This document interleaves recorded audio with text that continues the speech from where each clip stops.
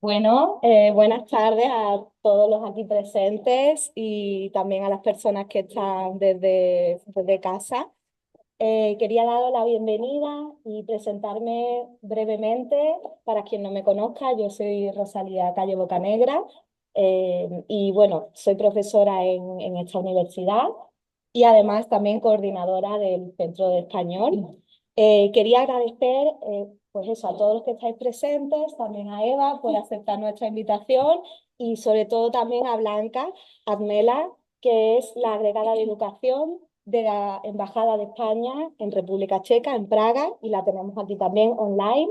Voy a pasarle la palabra a ella y luego pues hablará Eva. Muchas gracias. Muchas gracias. Bueno, muchísimas gracias Rosalía y hola Eva, bienvenidos a todos. Estamos encantados de que hayáis venido a esta charla, a esta ponencia.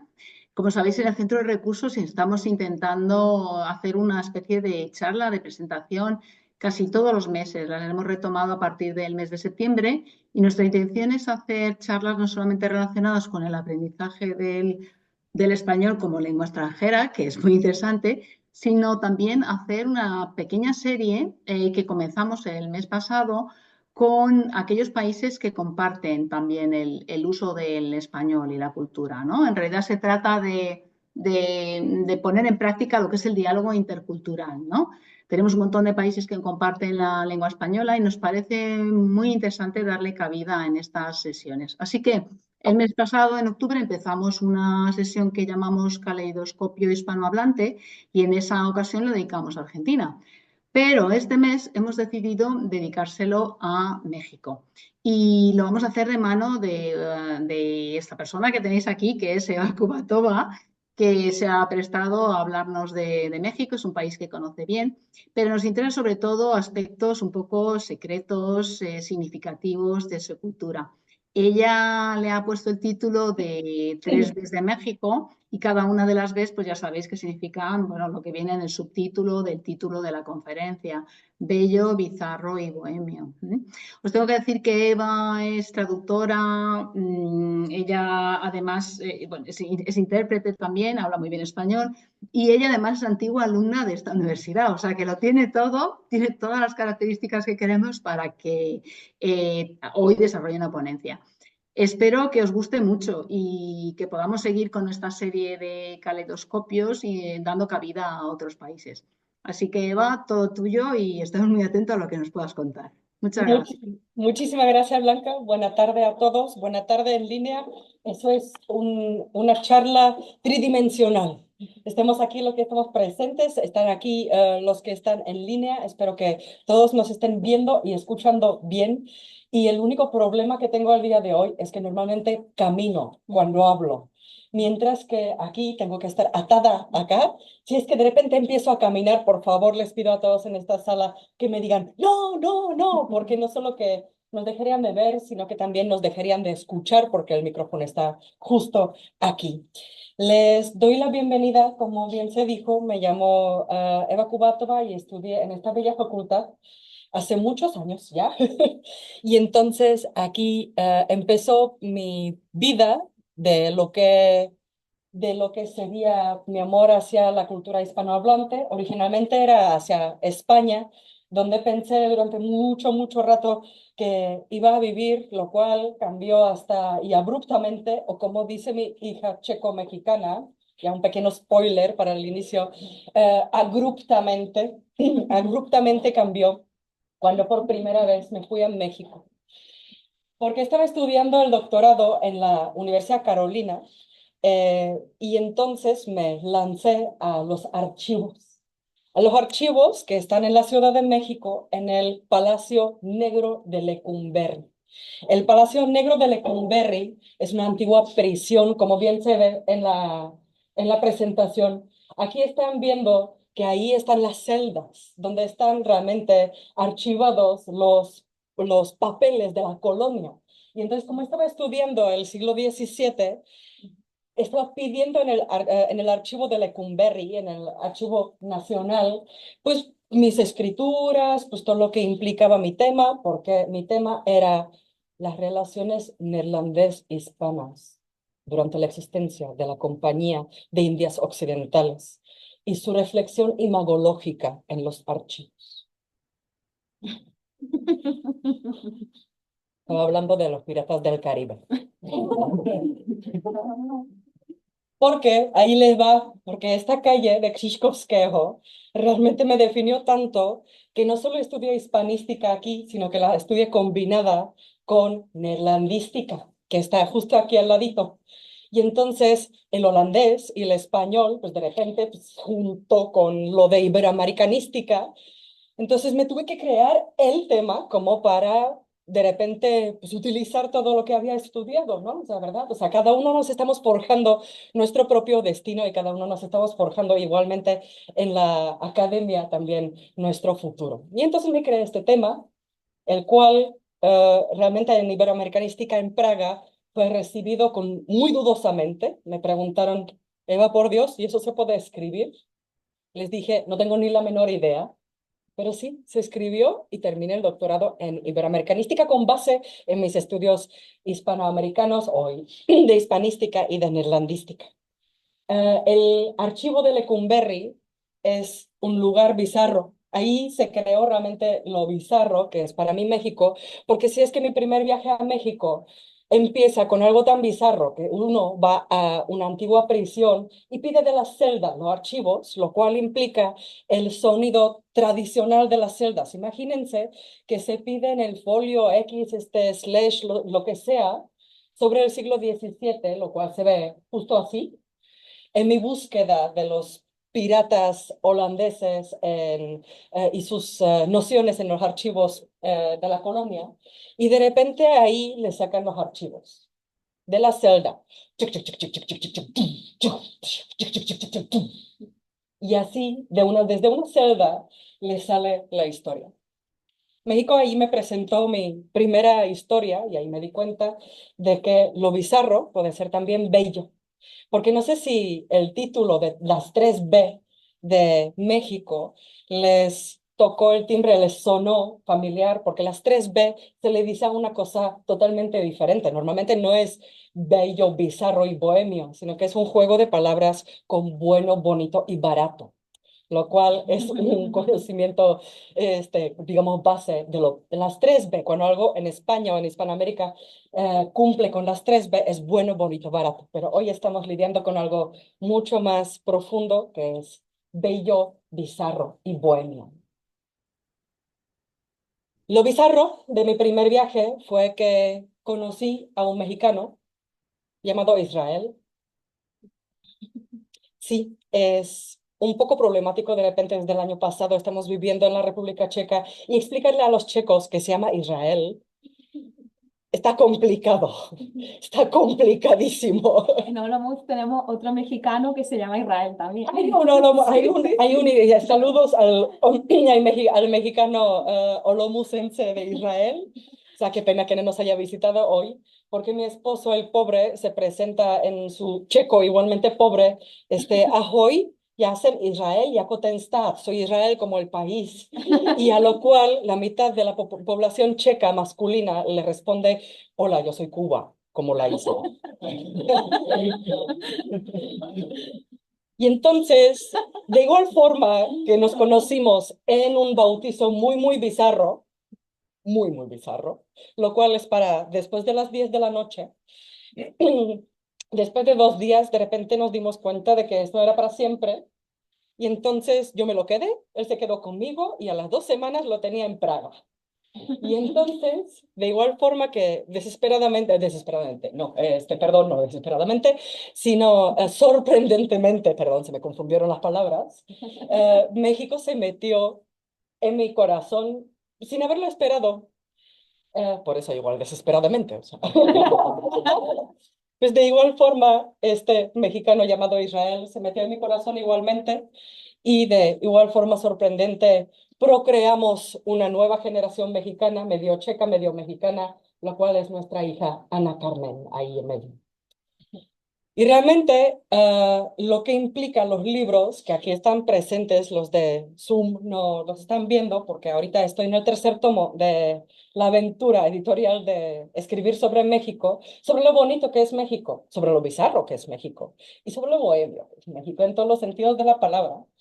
Pues entonces, realmente empezó con ella, porque demasiado me preguntaban los chicos, ¿y por qué México si es tan peligroso, si es tan feo, es que hay narcos, es que hay tráfico de lo que sea? Y yo decía, no, pero es que sí, eso existe, ¿va? Pero de igual forma que la República Checa también tiene problemas, pues también vivimos felices. Y también hay muchas bellezas en la República Checa, y las bellezas mexicanas van por demás y por encimita, mucho, muy por encima de lo negativo que se podría decir de México, lo cual está llenando de alguna forma las páginas de los periódicos checos, lo cual es un infortunio.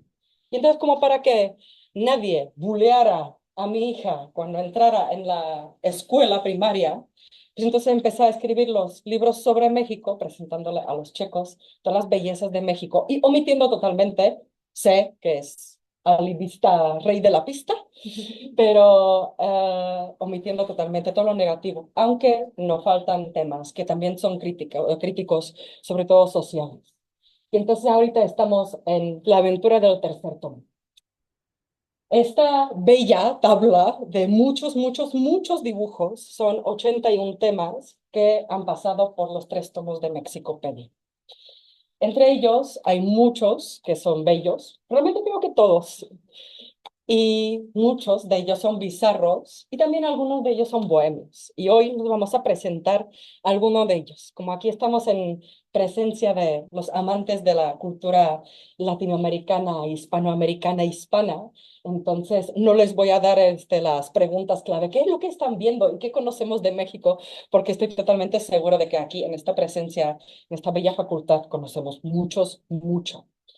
Entonces, con base en lo que conocemos de México, vamos a construir lo que es nuestro México bello, bizarro y bohemio de hoy. Capítulo primero, bello. Capítulo primero, bello. Mucho se ha dicho, ¿va? O sea, estas son imágenes de las cuales podríamos pasarnos horas y horas y horas platicando de lo bonito, de lo diverso, de lo impresionante que realmente es México. O sea, que hay pirámides precolombinas, que hay monumentos que son Art Deco, que hay cañones que son más profundos que es el cañón de Sumidero, del Sumidero en Chiapas, que son más profundos, de hecho, que el propio Gran Cañón de los Estados Unidos de América. ¿Y qué tanto lío hacen sobre el cañón, sobre el Gran Cañón, mientras que México tiene uno más profundo, que hay ciudades coloniales bellas, hermosas, que hay unas ruinas mayas impresionantes, que hay cenotes, que hay cultura, pero mucho se ha dicho de esto porque aparte de las ciudades, aparte de la naturaleza, aparte de todo lo que podemos admirar de México, yo lo que más admiro de México es su gente y sobre todo sus manos, hablando especialmente de una parte de ellos, aparte del corazón, porque sus manos son capaces de crear lo que después forma base para los capítulos de Mexicopedia, porque estos no son solo cosas, lo que están viendo, sea la orfebrería de la cera perdida, por cierto, una cosa precolombina, súper antigua, que se encontró en la tumba 7 de Monte Albán. Alfonso Caso hace casi 100 años encontró, de repente descubrió en Monte Albán, de cerquita, encimita de la ciudad de Oaxaca, una tumba con un tesoro tan sin precedente que se quedó totalmente perplejo. Podemos estar hablando de la artesanía del barro, sea barro negro, barro verde, barro rojo, y sobre todo las manos que lo moldean, porque las manos van mano en mano. ¡Ay, qué buen chiste! Perdón, les pido perdón a los de Zoom. Mi sentido de humor es muy peculiar, lo cual creo que también lo forjó y formó la Universidad de Palacio en Olomouc. Y entonces las manos que lo van moldeando, porque las manos van escribiendo una especie de historia, porque ningún tipo de artesanía, de arte, de artesanía, se crea sin la historia personal de la persona.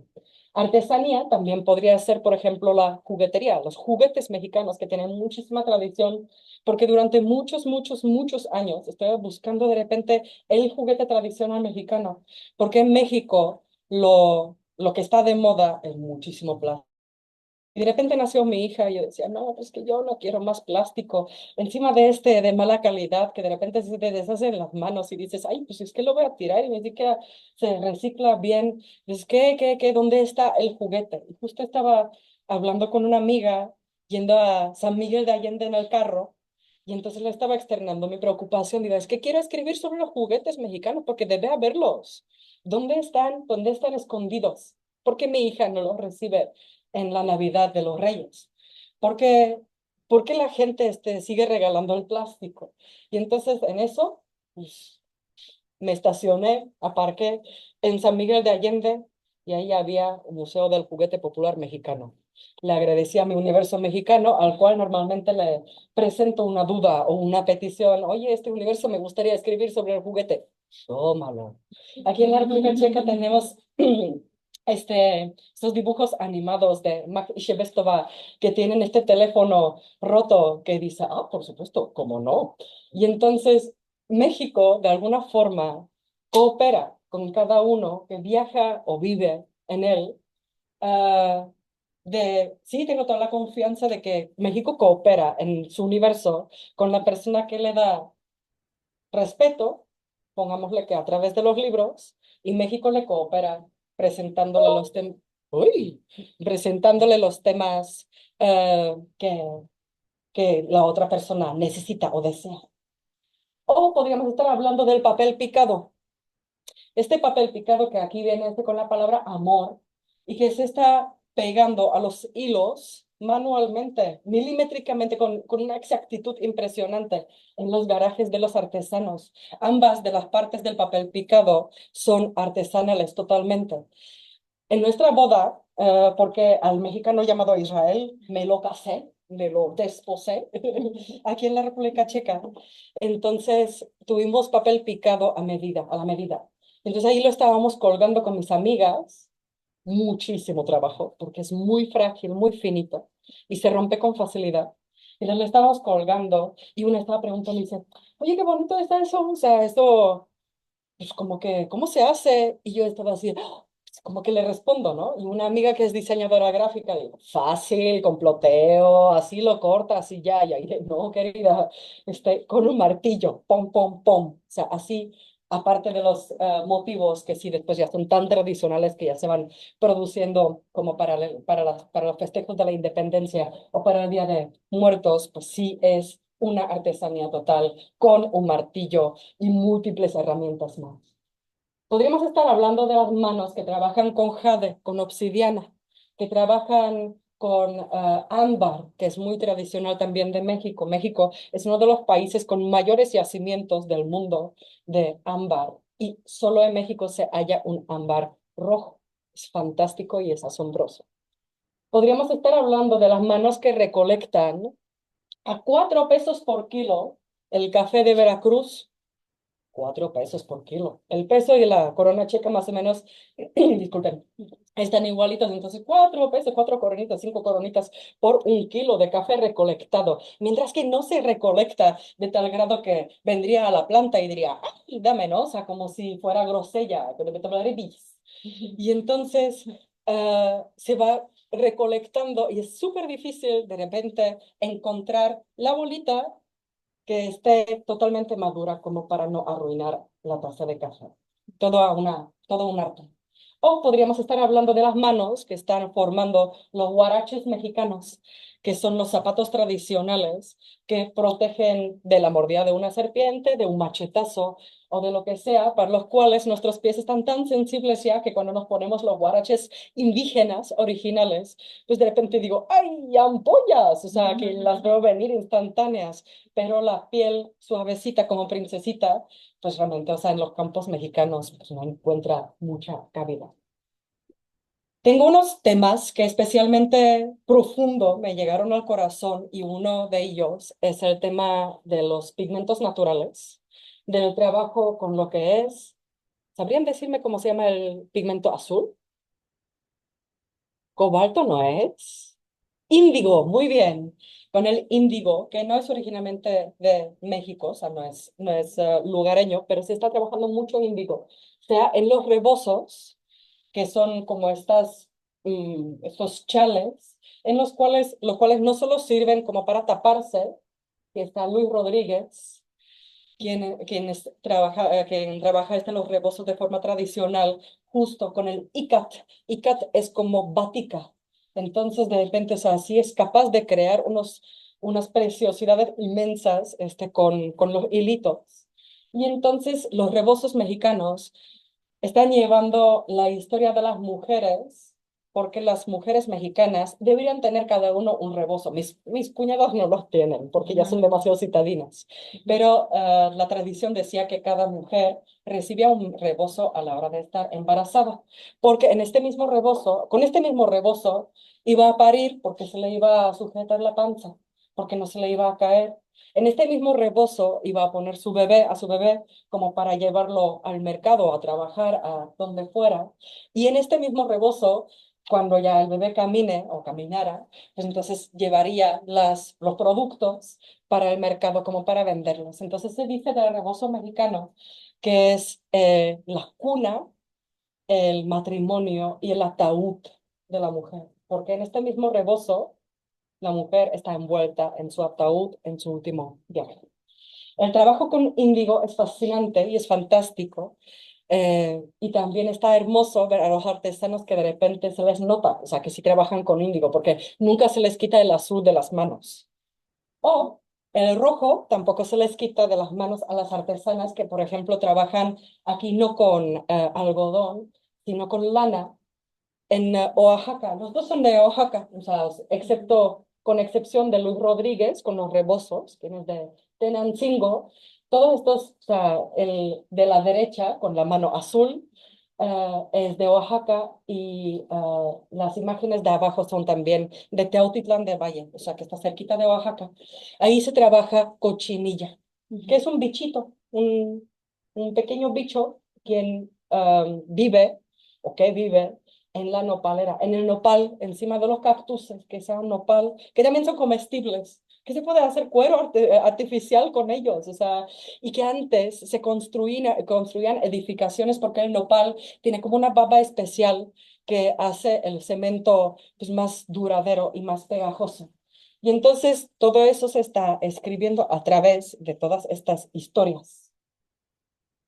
Otra otras dos historias que realmente profundo se me han quedado en el corazón de lo bello que son las manos y los corazones y la artesanía mexicana, son las muñequitas Lele. Las muñequitas Lele van a ir al tercer tomo de Mexicopedia, que aquí no está presente, y escriben una historia de una injusticia social, porque la familia de Juana Rosales fue la que inventó esta muñeca icónica. Esta muñeca icónica ahorita ya recorrió el mundo realmente. Es una súper alegría. Solo que la artesana, la artista, cuya familia lo inventa en los años 80 más o menos, y ahora es una de las bases económicas para muchas mujeres indígenas otomíes. Entonces Juana Rosales realmente no tiene nada de eso. Querétaro y la ciudad de Querétaro está llena y repleta de las muñequitas Lelo, muchas de ellas ya hechas en China. Por favor, que alguien me explique si es que una muñeca así se tarda múltiples horas. Yo la hice en 6 horas, ¿ah? Y no me salió bien, ¿ah? No me salió bonita, o sea, y qué bueno que estuvo Juana, porque al menos no tenía la peluca así todo chueca, y a lo de la corona pues ya no llegué, o sea, y Juana ya me dijo, ay, dame por favor, ¿no? O sea, porque yo dije, no, por favor, no, es que no puedo, ¿no? Y entonces todo ese trabajo que China está interesada en algo que cuesta, pongámosle, 50 coronas en su versión chiquita para venderse. O sea, 50 coronas. O sea, se tarda mínimo 1 hora cuando uno ya le sabe. Entonces, 50 coronas por 1 hora menos lo que cuesta el material. Por Dios, ¿saben cuánto estamos? O sea, en 20 coronas, 30 coronas por hora máximo, o sea, de sueldo. Y China está interesada en fabricar copias. Pero China no descubrió una cosa muy importante, que en otomí, lele, significa bebé. Y como un buen bebé, la muñeca tiene un pañal. Entonces, si van a México, por favor, y se quieren comprar una muñequita lele, sin piedad, mírenle por debajo de la falda, por favor. Ahora sí, es por una muy buena razón, porque si no tiene el pañalito de textil, de tela, Pues entonces es una copia china y no la compren, por favor. Otra historia de una artesanía que creo que es una de las más despreciadas de México son las cajitas de Olinalá. Mi esposo, cuando le dije, oye, ¿vienes conmigo a Olinalá? Porque ciertas letras, como mis libros, son abecedario, lo cual no les dije, perdón, se me olvidó. Mis libros son un abecedario porque tenía un gran problema al principio antes de escribir el primer tomo. Y estaba por las noches dándole lata a mi esposo. Digo, pero es que ¿cómo le doy el inicio y el final? Si va a ser como F. el Vieck, o sea, F. el Vieck es una serie de novelas infinitas, o sea, que nadie es capaz de terminársela. Y entonces decía, no, pero ¿cómo les pongo el inicio y el final? O sea, va a ser de gastronomía uno, otro de historia, otro de cultura. Si esto no tiene lógica. Y entonces después de múltiples noches así que no tenían salida, mi esposo se enfadó y me dijo, por favor, escríbelo según el alfabeto. Pero ya no me deslata. No, ay, alfabeto, qué gran idea. Y entonces aquella noche creamos la primera tablita, la cual compuso los temas. Y algunos de los temas, algunas letras, pongámosle, del A hasta la Z, son más difíciles que otras. Típicamente son las vocales, la I latina, la O, la Y, aunque Yucatán está bien, ¿no? Y entonces la O, yo sabía desde el mero inicio que iba a ser Olinalá. Entonces le digo a mi esposo, digo, ¿vienes conmigo a Olinalá? Dice, estado, porque como bien sabemos, México es un país re enorme, súper enorme. Entonces se divide en 32 partes federales, ¿no? Y entonces digo, Guerrero, dice, ay no, no, ni modo. De hecho dijo una cosa peor, pero no la vamos a publicar así. Y entonces, porque el estado de Guerrero, donde está, por ejemplo, Acapulco, pues no cuenta como uno de los estados más seguros, digamos, de todo México. Y entonces ahí me fui a Olinalá. Dios mío, 8 horas de viaje. O sea, que llegué y me decían, ¿y dónde está el resto en el hotel? Yo dije, ¿qué resto? Yo vine sola. Yo creo que hasta hoy en día, o sea, siguen creyendo que estoy loca. O sea, porque llegué a Olinalá sola. Es una carretera infinita, sin señal, tan curvosa que no se imaginan. O sea, hay unas curvas que tienen 360 grados, que uno está, ¡min, min, min! Se parecen a una Niki Lauda y llega a Olinalá y dice, ¡ay, por unas cajitas! Pero ahí está el tema, por unas cajitas. Es que no son cualquier cajita. Estas cajitas están hechas de la madera de linaloe. Linaloe es una madera que huele a cítricos, a bergamota. Huele súper bello, súper bonito, por eso la cajita debe estar cerrada y como selladita todo el rato para que no se le vaya el olor. Pero sobre todo en las cajitas de Olinala lo que cuenta y lo que forma parte del patrimonio mundial son las lacas. ¿Por qué no son lacas cualesquiera? O sea, no son lacas que tienen alguna noción química, no es nada que se pueda comprar en la tienda. Son lacas que están hechas con base en minerales, en piedras realmente molidas con base en dolomita. En esos momentos siempre me digo que debí de haber prestado más atención en las clases de química en el instituto, en la educación secundaria, porque de repente digo, ay Dios, dolomita, eso sí lo escuché en algún momento. Y dolomita se mezcla con el aceite de chía. Pam, pam, pam, y se le pone a la cajita, se endurece, se le pone otra capa, se endurece, se espera 2, 3 semanas. O sea, van semanas y meses en lo que va la cajita y entre las capas se va rayando. No con metal, eso lo destruiría. Se va rayando con piquitos de agave, con uñitas de animales, con cualquier cosa natural y se van creando esos diseños y se va puliendo con un cuarzo. Puliendo, puliendo, puliendo, puliendo, puliendo, puliendo, puliendo. Por Dios, puliendo.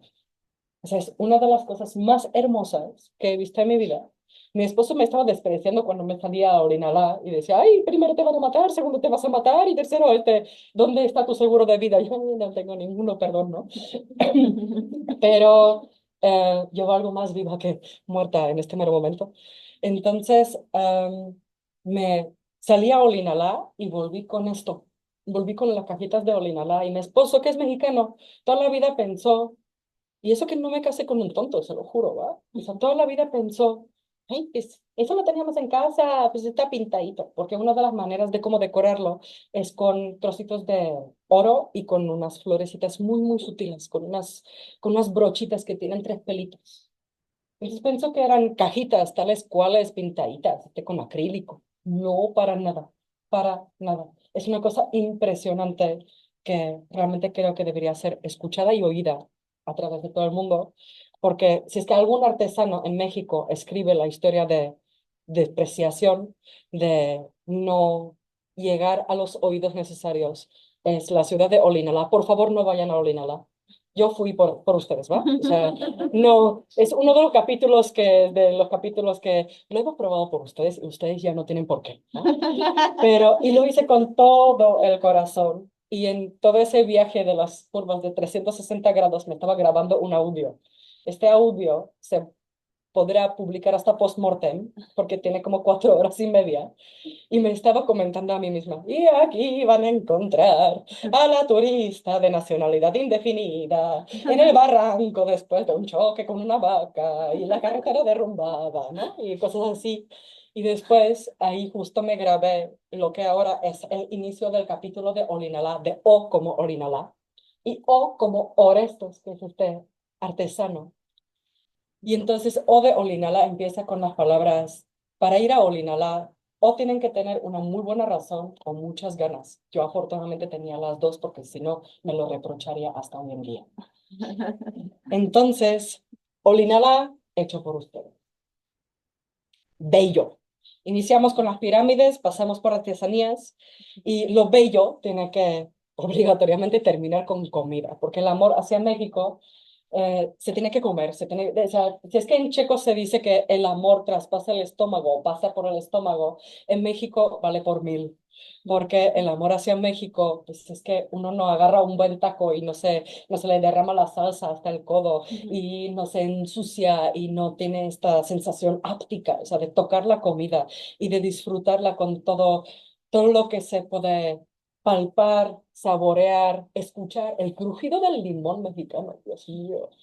Pero vamos a pasar rápidamente de aquí porque aún no he cenado, entonces esperemos que los de Zoom estén comiendo unos buenos tacos, saludamos.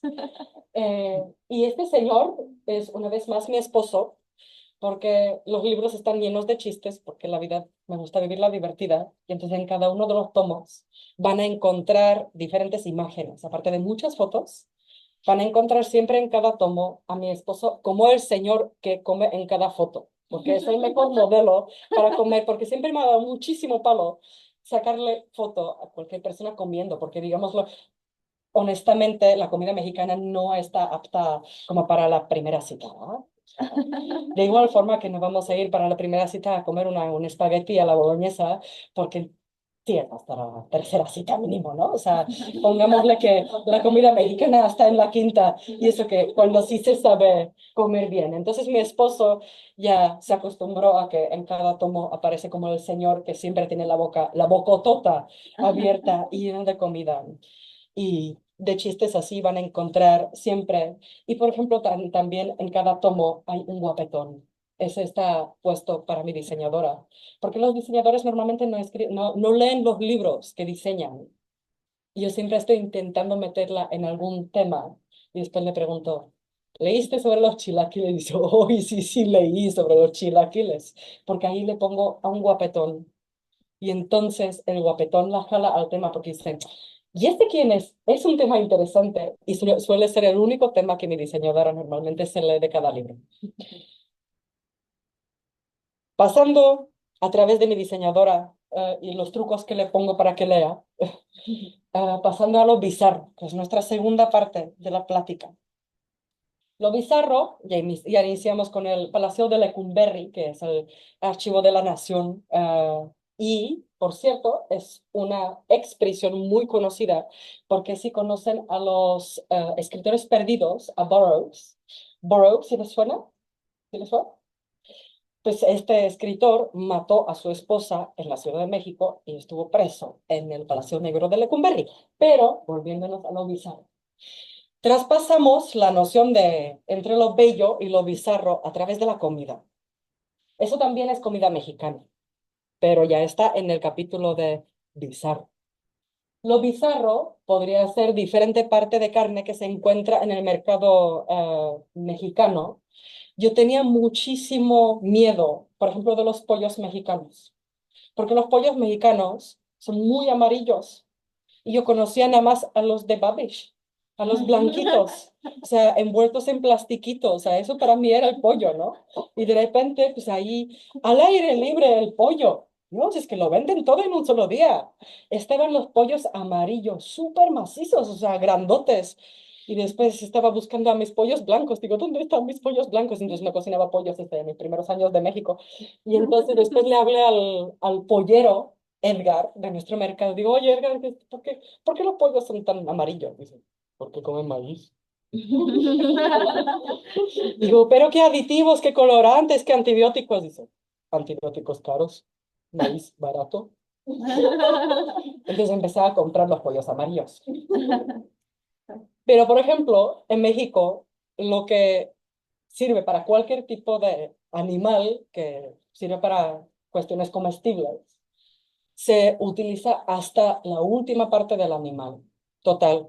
A mí me encantan, por ejemplo, del cerdo, del puerco, me encantan las orejitas, las naricitas, las patitas. Ay, Dios mío, las patitas. Ay, Dios. ¿Ya vamos a cenar? Y, por ejemplo, de la vaca, pues también, o sea, se imaginan que todo lo que ha habido y por haber, y del pollo, hasta las patitas también. Por ejemplo, esquites, que son como granos de elote hervidos con condimentos, cuando se les mete una patita de pollo así hervida, es un manjar, de verdad. O sea, uno pierde cualquier tipo de límite gastronómico en México. Estos son cabritos, los de la derecha. ¿Saben qué es esto del medio, de arriba? Ese maíz extraño. ¿Cómo? Son hongos. Se llama huitlacoche. También se le dice de forma muy peyorativa el cáncer. En checo se le dice Rakovina klasu, o sea, el cáncer del elote. O sea, aunque los mexicanos dicen, no, esto no es ningún cáncer, o sea, está feo decirle cáncer porque es un manjar.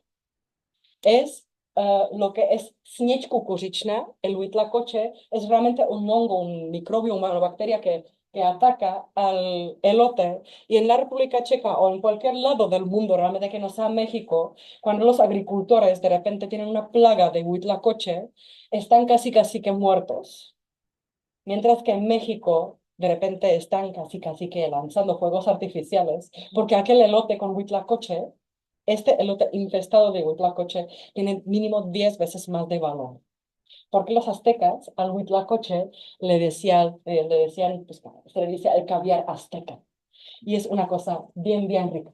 En México también muchas veces se puede comer diferente tipo de bichos comestibles muy tradicionales. Tampoco se lo imaginen como que es tradicional en cualquier restaurante que uno puede llegar y comer gusanos de maguey, o que puede comer chinicuiles, o que puede comer, por ejemplo, escamoles, que son como huevitos de hormigas riquísimos.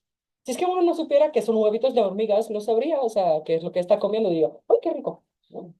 Y entonces, todo eso raro que de repente a uno le da como cosita probarlo, pues de repente sí es lo que en algún momento de la vida probablemente va a ser el futuro gastronómico, o sea, lo que está convirtiéndose en la gastronomía del siglo XXI o XXII, hasta podría ser, ¿no? Porque tiene muchísima proteína.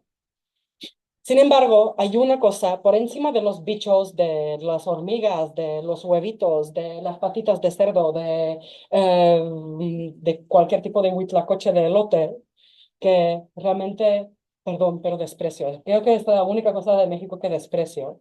Y es este pan, que se llama concha, relleno de frijoles. No logro entender cómo los mexicanos pueden comer pan dulce con una crusta dulce de azúcar con frijoles. O sea, de verdad, o sea, los adoro y les tengo muchísimo respeto, pero sí una concha con frijoles, que de repente a mi esposo se le hace agua a la boca y dice, ay, una concha con frijoles. Y en serio, o sea, lo dice así, uy, una concha con frijoles. No logro, o sea, lo probé múltiples veces. Se lo juro que sí le di chance, pero no se pudo. Con mucho más gusto me comeré cualquier tipo de bicho que una concha con frijoles. De lo bizarro, aunque realmente en México es tradicional, estamos llegando a lo del Día de Muertos, que cada vez más es popular en la República Checa, aunque muchas veces vemos que se está entremezclando con el Halloween, pero hay mexicanos que sí lo aterrizan y que sí dicen, ok, o sea, vamos a construir un buen altar, vamos a pintar una buena Catrina, que es la calavera la calavera garbancera originalmente, que es que es la mujer pintada y vestida pomposamente. Vamos a presentarles lo que es el Xoloscuincle, que es el pelo, el perro sin pelo, el pelo sin perro también podría ser. Y el Xoloscuincle es una raza tradicional mexicana, súper intrigante, que también tiene que ver con el Día de Muertos. Igual se preguntan, o sea, ¿qué es lo que tiene que ver un pelo sin perro y perro sin pelo en una línea del Día de Muertos? En la línea del Día de Muertos tiene que ver porque este perro en específico fue el acompañante del humano hacia el más allá. Entonces hicieron un trato.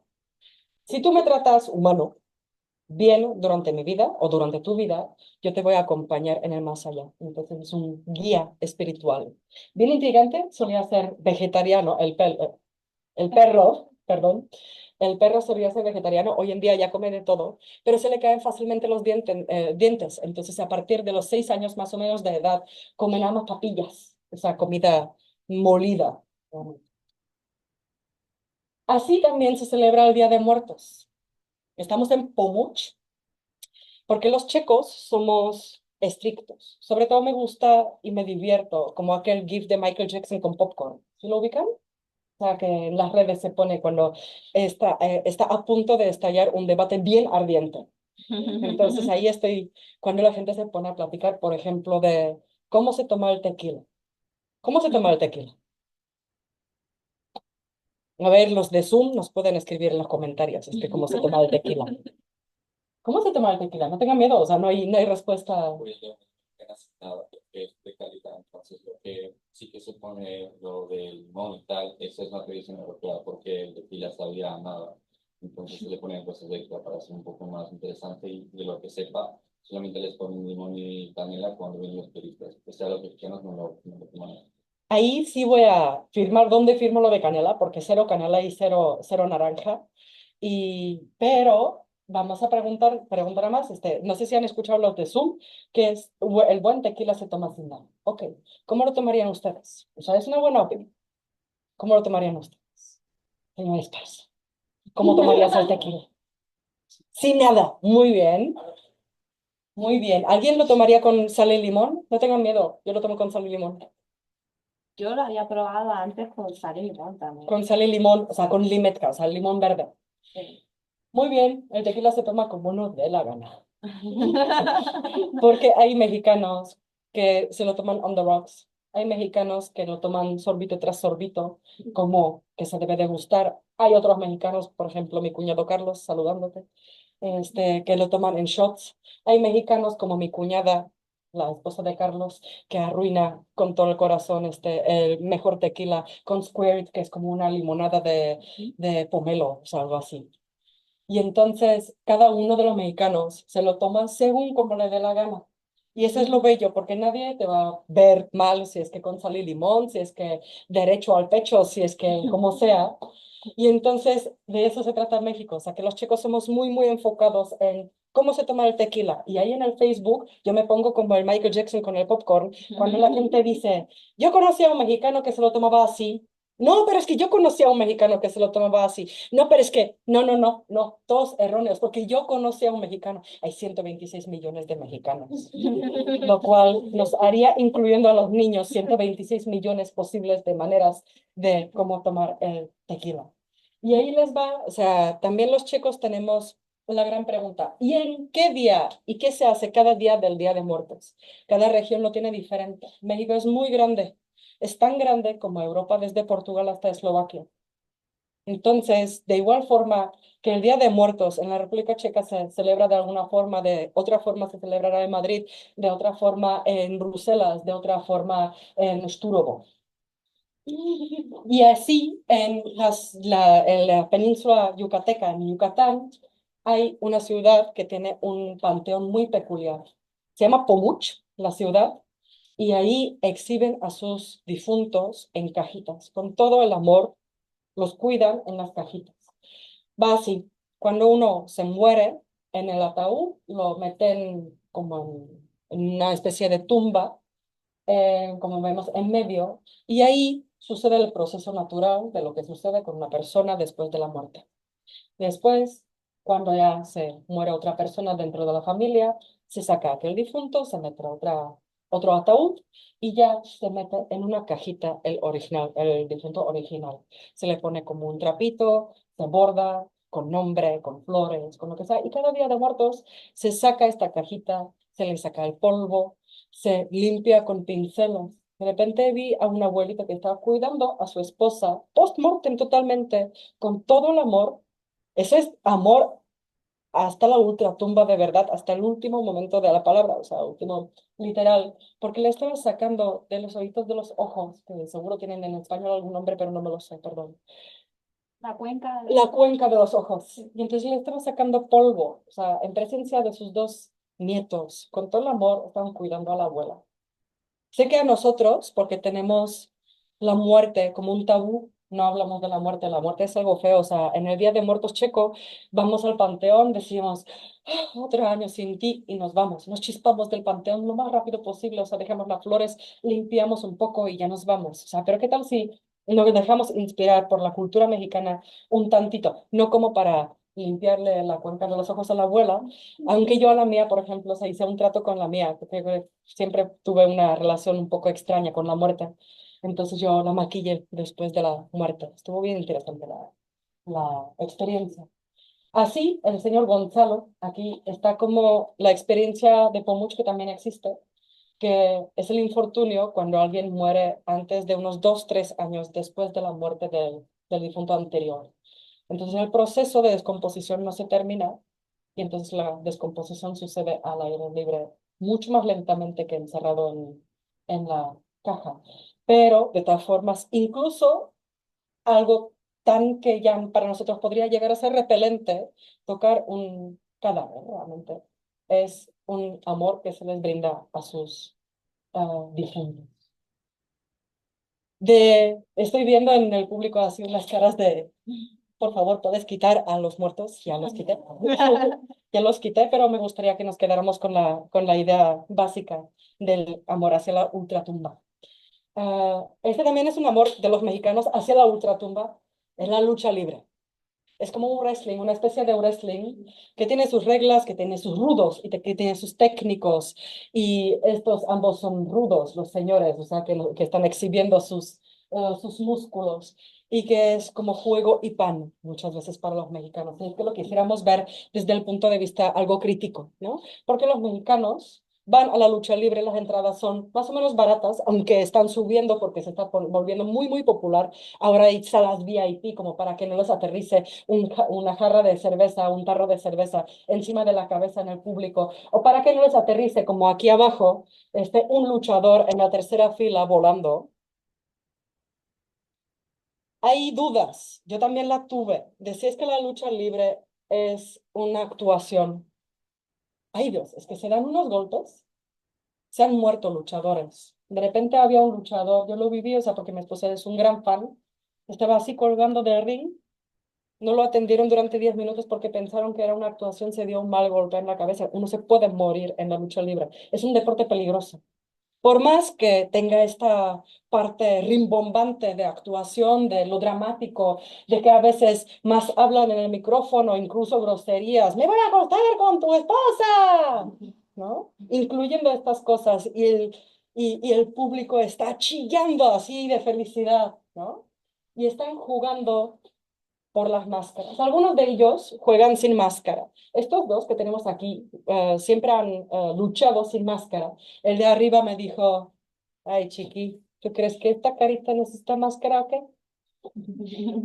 Dije, la verdad que no, igual, no, gracias. Y este de abajo dijo que la máscara le pertenece a los feos y a los rateros. Rateros son como ladrón.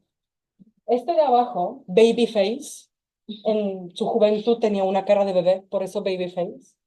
Viajó múltiples veces, docenas de veces, a Japón, era una estrella en Japón. Ahora en México es para los trus, para los que de verdad le entienden a la lucha libre.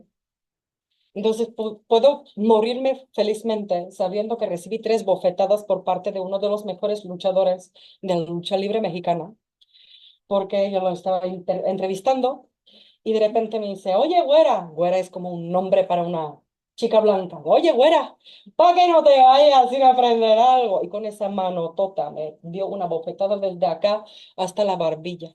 O sea, así que di una vuelta, una bofetada. O sea, no quiero fomentar aquí ningún tipo de violencia contra mujeres o ningún tipo de violencia, pero de repente experimentar la mejor bofetada por parte de uno de los mejores luchadores de la lucha libre mexicana es una experiencia de otra índole, ¿va? Lo malo fue que le dije, ay, baby, qué pena, no lo grabé. Dice, ¿estás loca?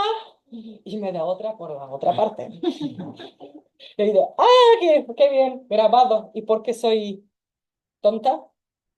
Digo, mi mamá da mejores bofetadas. Recibí una tercera. Volví a la casa con su mano así plasmada. Mi esposo, ¿qué te pasó? ¿Qué te pasó? ¿Pero cómo? Yo puedo morirme. Me golpeó Babyface. Dice, no, pero que tú estás loca de remate. Estas también son partes de la experiencia de lo que se escribe en Mexicopedia. Porque aparte de las 3 bofetadas, recibí un buen truco, se lo enseño posteriormente, o sea, una disculpa a los de Zoom, porque no se lo podré enseñar, de cómo apretujar esta parte como para que de verdad, de verdad, de verdad duela, o sea, que uno hasta se arrodilla. Entonces eso lo aprendí también en México. A cada uno, México nos enseña una cosa diferente. Podríamos ir buscando y viendo lo bizarro de México en todas partes. Aquí tenemos a San Judas Tadeo, que solía ser un santo muy popular también en este país o en estas tierras. Svati Yuda, San Judas, que hoy en día es el patrón, o siempre ha sido el patrón de los casos perdidos, pero no serían los mexicanos si es que no se lo explicaran de su forma peculiar, porque en vez de ser, o el 50% de sus creyentes son los casos perdidos de enfermos mortalmente incurables, y la segunda mitad de los creyentes se definen como taxistas, dealers de drogas y ladrones de toda índole.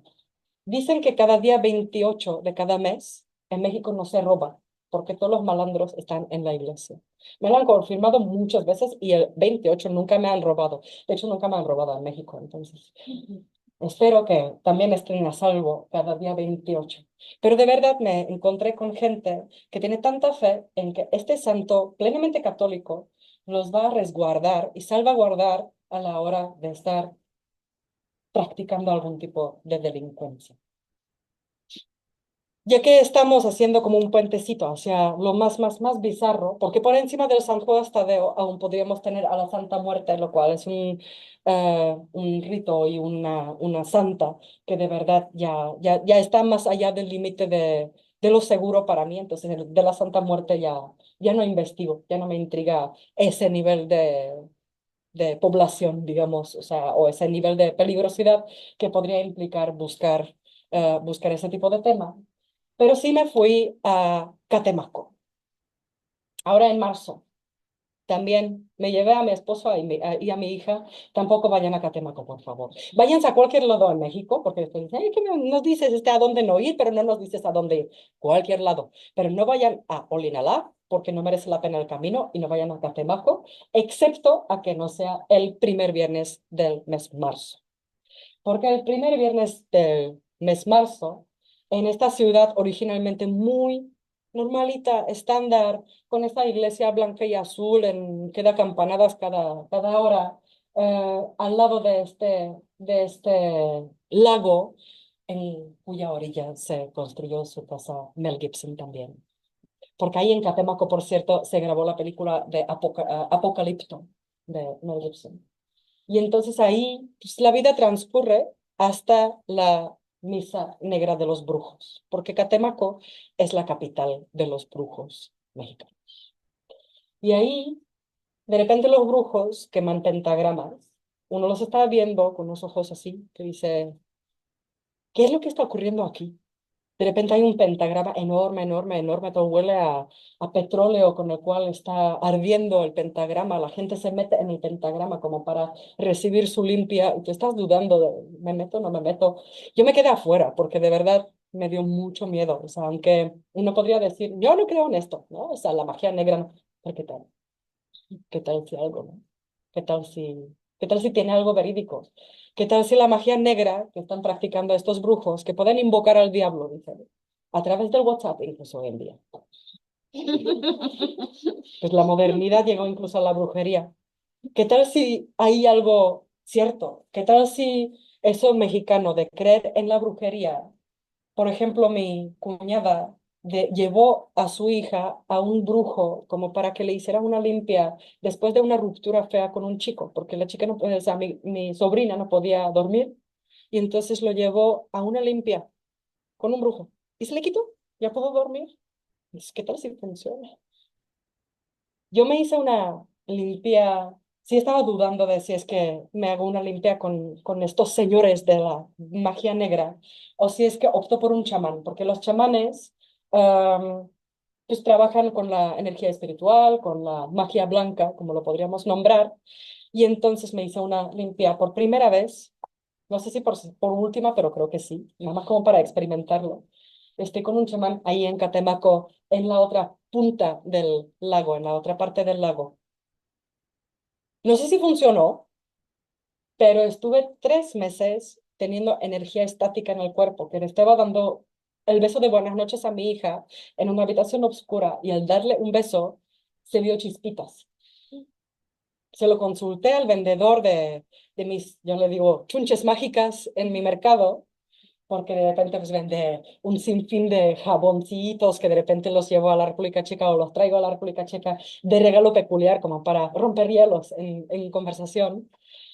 Y entonces le pregunté, digo, oye, como que tengo esta energía estática, o sea, ¿por qué? Dice, no, pues te estás desquitando de la energía negativa. Digo, está bien. Entonces, qué bueno que no me dice la magia negra, ¿no? Podríamos llegar a San Juan Chamula, porque México está lleno de cosas peculiares, me cuesta decir de cosas bizarras, porque considero San Juan Chamula, en el estado de Chiapas, uno de los lugares más bellos. La gente católica muchas veces tiene este sentido de un poco repelerlos, porque en esta iglesia donde no se pueden sacar fotos, fue mi mayor error viajero o cultural o disrespeto, o sea, como llamarlo, que me pasó ahí en San Juan Chamula, porque como no se pueden sacar fotos, te pueden castigar quitándote tu SD o sacándote en la película de la cámara, o incluso el segundo paso es romperte la cámara. El tercer paso es meterte a una prisión especial para fotógrafos desobedientes. Porque tienen todo el derecho, porque están en su ciudad, en la cual después de las 6 de la tarde no se puede quedar ningún fuereño, ningún extranjero, mucho menos, ni los mexicanos que no pertenezcan a San Juan Chamula. Nadie sabe qué es lo que está ocurriendo en San Juan Chamula después de las 6 de la tarde, noche, excepto los chamulanos. Yo creo que no nos compete saberlo. Y entonces yo le estuve preguntando a un chico vestido en este pues, atuendo tradicional que es la piel de borrego. Yo le estuve preguntando a aquella gran, pues podría utilizar una palabrota, pero no la voy a utilizar, ya se imaginarán, pues metida de pata. Está metida de pata porque le pregunté, ¿y es cierto que les quita el alma la fotografía? Solo espero que no haya hablado tan tonto, pero esta creencia, pues me ganó, o sea, me ganó esta creencia de que, ay, pues es que a los indígenas cuando se les saca la foto, se les quita el alma, o sea, tienen miedo de que se les vaya a escapar un trocito de su alma. No, o sea, es una creencia tan anticuada y tan feo haberle preguntado. Y aquel chico de su piel de borrego sacó un iPhone y dice, no mando señales de humo, mando WhatsApps. Me saco selfies, no me quita el alma, mi alma está completa. Pero ¿por qué no se puede sacar fotos está adentro? Porque primeramente ninguna foto expresaría lo que está ahí adentro y segundamente porque si pedimos que con amabilidad no saquen fotos, pues nos molesta que sí las sigan sacando. Entonces, es como un aprendizaje continuo de respeto hacia las reglas, porque de repente he viajado con turistas checos que de todas formas se sacan de ahí, está así, este fotito, que nunca les expresará cómo estuvo el lugar. Y ahí siempre recuerdo un, un artículo corto, ni siquiera recuerdo quién lo escribió, dónde estuvo, o sea, sé que fue una revista y cuándo fue tampoco. Pero él, vean, está mi memoria, ¿no? Pero leí que un señor se fue a un yate con su esposa al mar y que estaba la tarde perfecta, con la hora dorada, su esposa súper hermosa, con el cabello mojado después de haberse bañado, y que sacó por aquel entonces una cámara analógica, ¿no? Y entonces le sacó una foto para recordar aquel momento. Hasta en el puerto de vuelta reconoció que no había film, que no había, ¿cómo se llama? Cartucho. No sé. Ajá, carrete. Es que ya ni sé cómo se llama, ¿verdad? O sea, qué interesante el tiempo de hoy. Y entonces que no había carrete en la cámara. Pero recuerda aquel instante con cada último detalle, porque no le pasó la memoria a un dispositivo. Nosotros que andamos por la vida sacando fotos de todo, después le entregamos al dispositivo todas nuestras memorias. Y en Chamula, en San Juan Chamula, va por 1000 o 1 millón, hasta 1 millón podría ser, porque ahí, si cierro los ojos, sí me imagino hasta el olor a copal, el olor a las hojas de pino que están en el piso, al murmullo en maya de la gente, a las velitas que de repente se mezclan con alcohol, que así los chamulanos rezan. Y así rezan porque creen que no solo es una iglesia, sino que creen que es un hospital abierto para sus corazones y para sus almas 24 horas al día. De verdad, o sea, se van a sanar, se van a curar a esa iglesia. Va más allá, no solo lo bizarro, lo bellamente bizarro que podría ser Chamula para muchos, y siempre me encanta volver a Chamula porque siempre es una experiencia única, pero lo de la derecha arriba va más allá de cualquier tipo de puente internacional que podríamos tener entre México y la República Checa.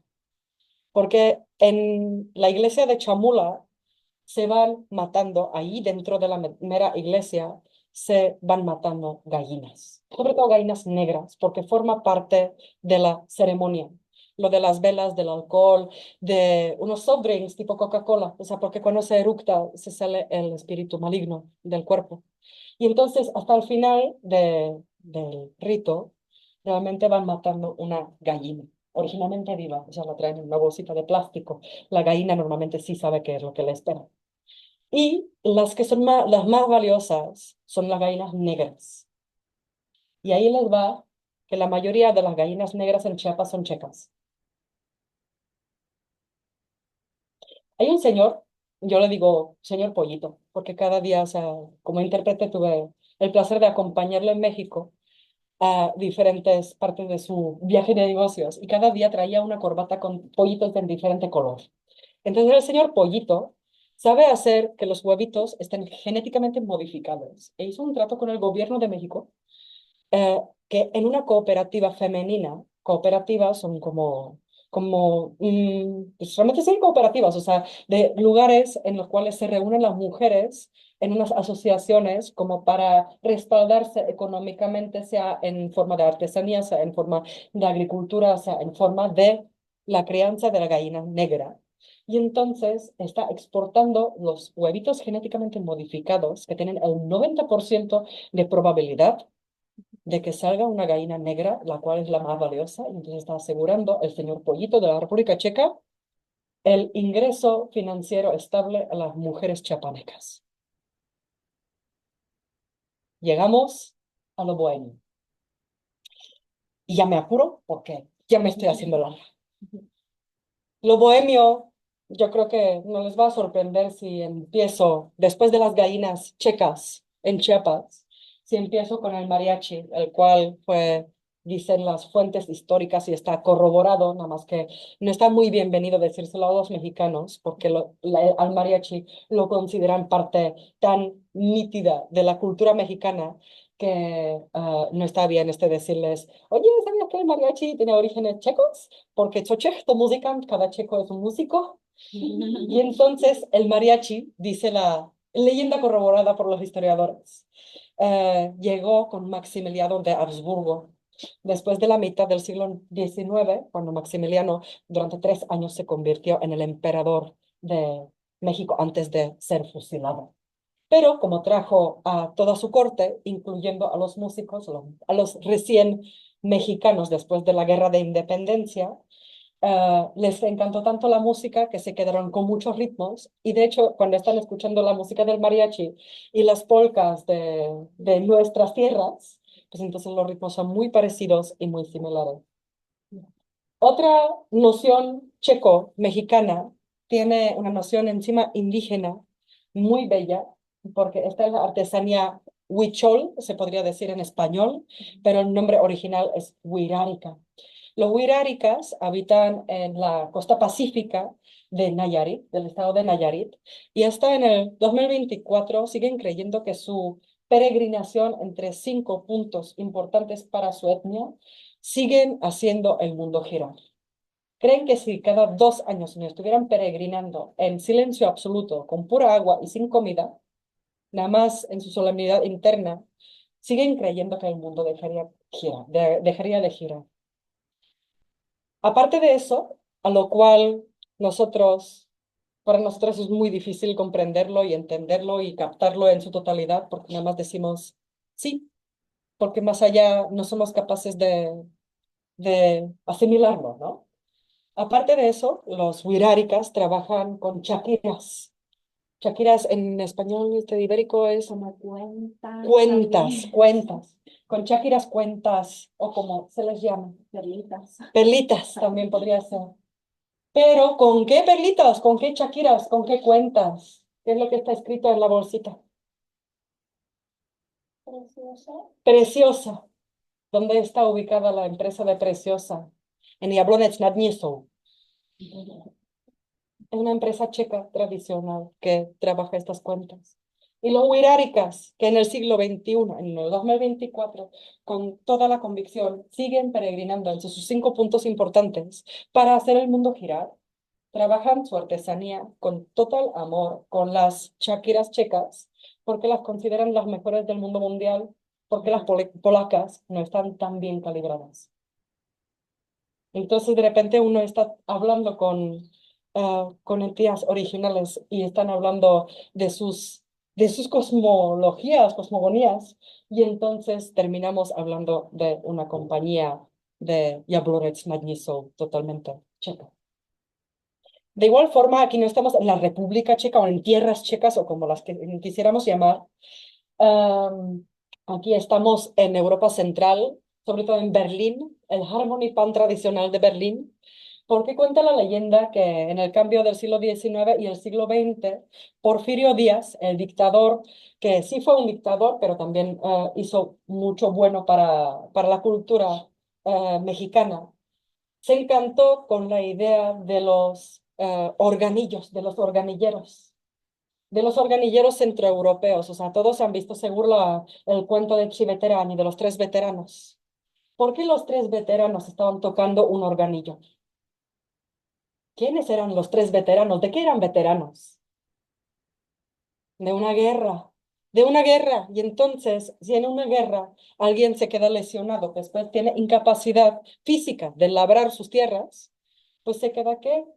Pues pidiendo dinero en la calle, que es lo que no quería la nobleza por aquel entonces, que la gente, que hubiera demasiados vagabundos en las calles, esté pidiendo dinero. ¿Qué les hizo? Les regaló organillos, porque ya eso de pedir dinero lo elevó a una producción musical con el organillo. Hay solo un organillo en todo México, de los traídos a finales del siglo XIX, inicios del siglo XX, que toca aún los valses de Viena. Me lo encontré. Estuvo dramático, como bien debe ser, por supuesto, porque estaba haciendo un goulash en mi cuarta planta del departamento de México, de la Ciudad de México, y estaba en mi pijama de puntitos azules. Estoy ahí preparando el goulash, y todo solemnemente, y de repente a 4 plantas en la calle escuchan. Apago la estufa, agarro la cámara, agarro el teléfono, le grito a mi esposo que afortunadamente estaba de home office y digo, aguántame la chamaca, o sea, es decir, cuida a nuestra hija. Dice, ¿a dónde vas? Y yo ahí me pongo unas chanclas y corro a la calle, ¿no? Corro, corro. Todo el mundo me conoce, o sea, porque soy la güera, ¿no? Y entonces, todo el mundo me conoce, entonces pensaron que el organillero me robó algo. Entonces yo corro, el taquero deja su puesto, corre detrás mío. ¿Qué pasa, Eva? Digo, ¡el organillo! ¡Paren el organillo! El vendedor de helados deja su puesto. ¿Qué pasa, Eva? ¡El organillo! De los vecinos, o sea, del BBB, que es una franquicia de tiendas de bueno, bonito y barato, deja la cajera su caja y dice, ¿qué pasa, Eva? Digo, ¡el organillo! ¡Paren el organillero! Porque en lo que bajé en mi pijama de puntitos azules, las 4 plantas, el organillo ya se había ido a 2 cuadras, ¿no? Una cuadra y media. Digo, paren al organillo. El organillero empezó a correr porque de repente venía una fila de 15 personas tras él. Y dice, paren al organillero. Y ahí con la cámara, ¿sabes? Mi pijama y mis chanclas, ¿no? Y entonces el organillero agarró su organillo de 40, 50 kilos de peso y dice, ¡corre, corre! ¿No? O sea, porque no sabía por qué, ¿no? Resultó ser que no tenía ni idea de que justo su organillo, que había heredado de su abuelo, era el único que tocaba los valses de Viena. Lo había heredado de su abuelo y el chavo andaba en una pandilla, era gangsteril y el organillo lo sacó de ahí con los valses de Viena. Yo solo espero que haberle revelado la gran verdad de que es el único organillo que toca los valses de Viena no la haya hecho venderlo por una buena, o al menos por una buena cantidad de dinero, ¿no? También una noción que conecta a la República Checa con México. Aquí en la República Checa es muy tradicional lo que son las esferas navideñas. En la parte fronteriza de las montañas checas se van fabricando estas esferas que nunca he visto fabricarlas aquí en la República Checa. Este método de plateado, de cómo se hace, cómo se hace, cómo se destranslucidiza. Ay, qué gran palabra. En fin, o sea, el método de plateado, de cómo se van decorando las esferas navideñas, es igualísimo como en Chinahuapan. Si es que ya tienen a México en su corazón y ya han ido a la Ciudad de México, Puebla, Cancún, Oaxaca, todos los lugares habidos y por haber que pueden encontrar en las guías turísticas o que se recorren tradicionalmente en los viajes organizados, vayan a Chinahuapan. Hay unas fuentes termales en este lugar. No está a más de 2 horas y media de México, lo cual para los niveles mexicanos está cerquita. Porque además 1 hora y media se tardan en salir de la Ciudad de México, por Dios, ¿no? Y entonces las esferas narran una historia súper bella de la señora Amparito, está en el segundo tomo, con la cual hicimos un trato de que yo le iba a traer una esfera blanquita, con copitos de nieve checa, porque la señora Amparo, cuyo esposo empezó la tradición navideña de esferas ahí en Chinahuapan, en el estado de Puebla, decía, sí, la agregada cultural me va a perdonar, ahí sí tengo que citar, ¡ay, trinches mexicanos! Si es que no brilla hasta la siguiente colina como si no fuera Navidad. Y entonces los mexicanos tienen este encanto por los colores brillantes, por la brillantina, por múltiples colores combinados en una sola esfera. Y decía, yo quiero hacer esferas blancas, como la paz. Justo aquel entonces estaba empezando la guerra con Ucrania, o en Ucrania. Y entonces decía, yo quiero hacer este año solo puras esferas blancas porque la paz es lo que el mundo más necesita. México tiene incluso gente así, súper bella. De lo bello a lo triste, ya vamos terminando. No sé si ubican este valle. ¿Sí lo ubican? El de la izquierda. Un valle vacío.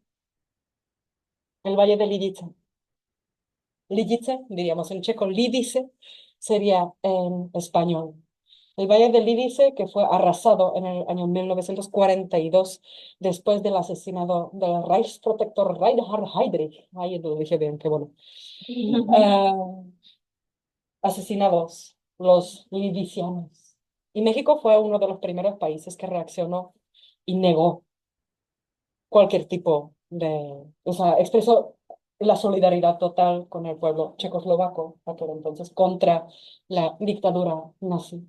Desde aquel entonces, en la Ciudad de México hay todo un barrio que se llama San Jerónimo Lídice, Y muchas mujeres mexicanas de aquellas fechas de nacimiento llevan el nombre de pila de Lidice. He conocido a múltiples. Y cada año las mujeres de Lidice, porque hay varias en México, se reúnen en el natalicio de Tomás Garrick Masaryk, en la avenida Masaryk, en la Ciudad de México. Y ahí les va una cosa aún más peculiar, totalmente, que este Masaryk es igualito como aquel Masaryk que está viendo Praga desde el castillo de Praga, pero este fue primero. Y en la República Checa, o en Checoslovaquia, de acá entonces creo, les encantó tanto que hasta después hicieron una segunda copia, la cual la pusieron en el castillo de Praga. Hostia. Otro nombre que va resonando mucho entre diversas generaciones, aquí hablando de las generaciones de mujeres nacidas después del año 1968, está encontrándose o reencontrándose otra vez con la idea y con la historia de que México, una vez más, fue, no estoy segura si el primer pueblo, o sea, o la primera nación, o directamente, o una de las primeras naciones, creo que sí, incluso fue la primera nación quien expresó solidaridad con Checoslovaquia después de la invasión de los ejércitos del Pacto de Varsovia en agosto de 1968. Los Juegos Olímpicos que tomaron lugar en la Ciudad de México aquel octubre del 68, no estaba nada claro si es que los atletas iban a poder ir. Lo lograron y a Viera Chaslavska, una mujer en San Wenceslao, en Praga, le dijo, por favor, pátenle los traseros a los rusos, señorita. Se los pateó. Se los pateó de tal grado que nunca más ejercitó gimnasia. Fue su última exhibición gimnástica. Volvió a la República Checa y fue vetada totalmente. Tuve que sufrir limpiando los estadios de gimnasia como para ver a las gimnastas, pero no poder apoyarles, no poder ejercitar, no poder entrenar nada. Y todo eso porque México entendió el dolor checoslovaco, por la invasión. O sea, tuvo unas nociones históricas mucho más detalladas y mucho más intrigantes que van a ir al tercer tomo de Mexicopedia, por supuesto, que aquí nos pasaríamos, si gustan, después de la plática se las comento, pero nos pasaríamos demasiado tiempo. Pero el pueblo de México entendió totalmente. Y entonces cuando Viera Chaslavska estuvo al lado de Larisa Petric en el puesto del primer lugar, porque ganaron con exactitud hasta centésimas partes de punto, la misma cantidad de puntos. Por reglas, México debió de haber tocado como primero el himno de la Unión Soviética. No lo hizo, las intercambió y tocó el himno checoslovaco. Y Vera Chaslavska, mientras que estaba subiendo posteriormente la bandera soviética, quitó su mirada de la bandera. Y por esta mera, sutil rebeldía, estuvo vetada el resto de sus días. Vera Chaslavska volvió a México a finales de los años 70, inicios de los años 80, porque la intercambiaron por carbón. De verdad. Una historia también bien intrigante, que los dejaré con la intriga de esto. Pero Viera Chaslavska, quien se casó en la Catedral Metropolitana de Zócalo, en la Ciudad de México, en el 68, estuvo siempre percibida, y hasta hoy es percibida como la novia de México, o hasta como la reina de México, que México para ella fue el único lugar en su edad adulta donde realmente estuvo feliz. Entonces, incluso esta es la parte buena. Todo lo que hemos transcurrido en esta hora y 20, perdón, les pido perdón, tiene un solo denominador común. O sea, probablemente ya han entendido que la historia y la historia humana para mí es la base importantísima y que las personas, los 1000 mexicanos que han traspasado a través de los 3 tomos del libro y múltiples redes sociales y todo lo que me han podido compartir, más o menos a grandes rasgos los calculé son 1000. A estos 1000 me gustaría volver con ellos con una ONG que se llama Mexicopedia Zapsani Ustav. No fui lejos al nombre de la ONG. Se fundó este verano y tiene de propósito volver con ellos por haberme regalado la historia, que ahora puedo traspasarles a ustedes como lectores en checo, volver con ellos y traerles trabajo, dinero, apreciación, lo que necesiten cada uno de ellos, es que se me hace posible atender a los 1000. Entonces, todos estos ahí están pendientes y lo importante que se me hace es cumplir con la palabra que les dije. Esta señora del medio ahí arriba, la señora Claudia, que hace unas excelentes piezas de barro negro, eh, yo le expliqué el tema del primer tomo de Mexicopedia y le dije, su historia va a estar plasmada más o menos así. Después de muchos años volví con ella con el segundo tomo y entre la puerta estaba ahí puliendo su barro negro y dice, ¡ay! Tú eres la güera con el libro de colibrí. Digo, sí, soy la güera con el libro del colibrí y ahora le vengo a traer el libro de la lagartija. Y entonces digo, ah, pues qué chido, ¿no? Y entonces eso es volver con ellos, aunque sea literal, con el hecho de que yo agarro su historia y les prometo que volveré, aunque sea con el libro que está escrito en checo y, ay Dios, no van a entender absolutamente nada, ¿no? Pero saben que hay un país en el mundo donde la gente sabe apreciar su historia y si es que muchas veces los mexicanos están lejos de eso, pues los checos de alguna forma sí la entienden. 27 temas están preparados para el tercer tomo, desde Acapulco hasta Zacatecas, y va a haber brujería, va a haber café, cacao, jade, la leyenda de Popocatépetl, vaqueros charros y las cajitas de Olinalá que hemos hablado hoy y muchos temas más. Y está aprobado por Yezhishek, por cierto, ¿no? Y nuestro reto familiar es que si es que el primer tomo en la base de datos de los libros tiene el 98% de evaluación y el segundo tomo tiene el 99% de evaluación, no es que los números importen, pero me gustaría llegar a 100, ¿no? Porque creo que tengo la responsabilidad hacia las historias que no permiten otra cosa menor que sea 100. Y entonces les agradezco su atención, tanto a los que están aquí como a los que están en el Zoom y también a los que lo van a ver grabado en la página web. Le agradezco a la Agregaduría de España y a Rosalía por haberlo montado todo tan bellamente. Muchísimas Y les gracias. agradezco por haber participado y si tienen preguntas, aquí estoy. Muchísimas gracias, Ana.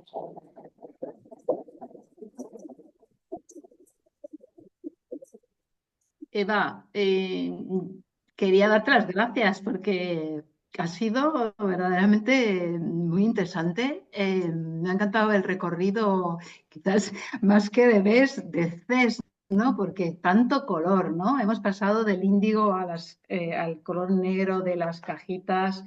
Me ha gustado mucho el recorrido por todo lo que es bizarro, ¿no? Que no solamente es el Día de Muertos, sino todo lo demás. El tema de la comida, que también es un...